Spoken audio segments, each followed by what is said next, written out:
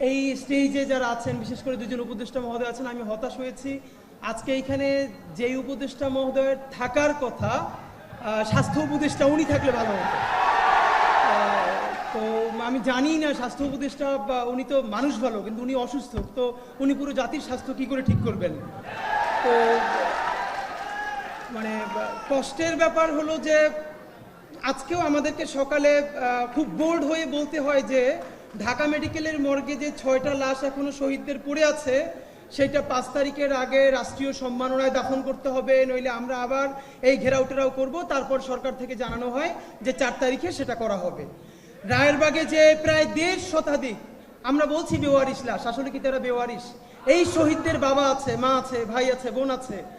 আমরা শতবার সেখানে গিয়ে বলেছি যে তাদেরকে তুলে ডিএনএ স্যাম্পলিং করে সারা বাংলাদেশে আহ্বান জানানো হোক।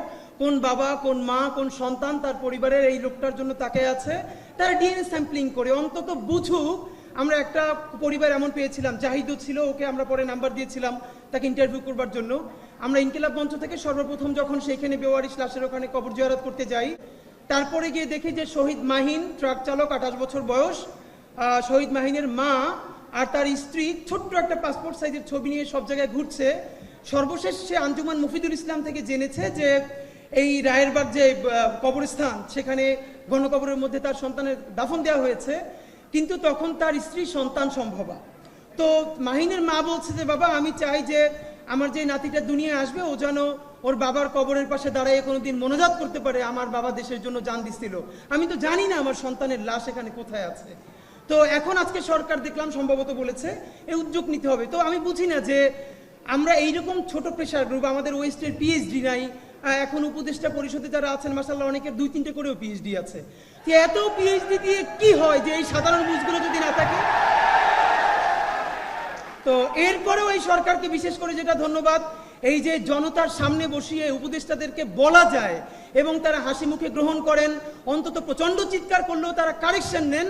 এর মানে হলো জুলাইয়ের মধ্য দিয়ে এই যে নাগরিক প্রশ্ন করা শিখেছে, এই প্রশ্ন আমাদেরকে জারি রাখতেই হবে। এখানে বিএনপির প্রতিনিধি আছেন, অন্যান্য পার্টির সকল প্রতিনিধি আছেন, আপনাদেরকে বিনীত অনুরোধ করি, আপনারা যদি মনে করেন যে জুলাইয়ে ছেলে মেয়েদেরকে নামিয়েছেন, হাসিনা পালিয়ে গেছে, ক্ষমতা এবার আপনাদের হাতে এসেছে, এখন আর এই বাচ্চাদেরকে কথা বলতে দেওয়া যাবে না বা হবে না, এই চিন্তা যদি করেন, আল্লাহর ওয়াস্তে তওবা করেন। বাচ্চাদের জবান যদি বন্ধ করতে চান, আওয়ামী লীগের মতো আপনাদের জবানও বন্ধ হয়ে যাবে, মনে রাখবেন। আমি অবাক, আমাদের এই যে ফাইয়াজ আসলো মাত্র, এইসব ইন্টারের বাচ্চারা তারা বলছে যে ফ্যাসিবাদকে আর ফিরতে দেওয়া হবে না।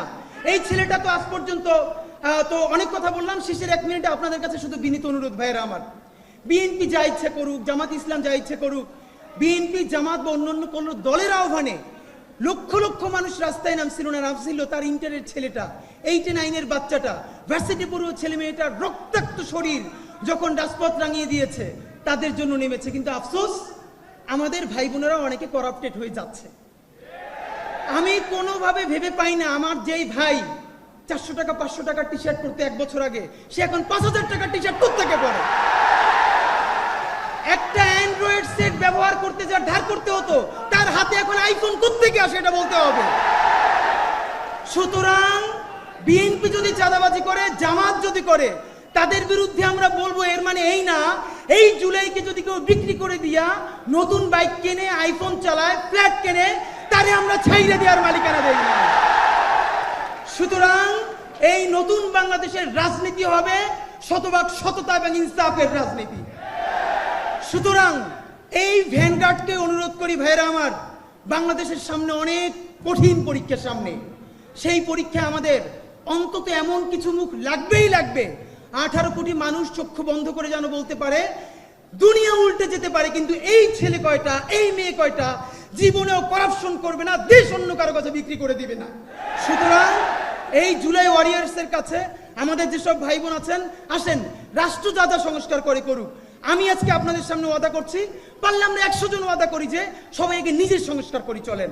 অন্তত আমরা যত গুনাহ করি, আমরা যত পাপ করি, প্রত্যেকে 18 কোটি মানুষ এত মুখে সংস্কারের কথা বলি, 18 কোটি মানুষ যদি একদিনে একটা পাপ কম করে, তাহলে এই 56,000 বর্গ মাইলে একদিনে 18 কোটি পাপ কমে যায়, আপনি ভাবেন।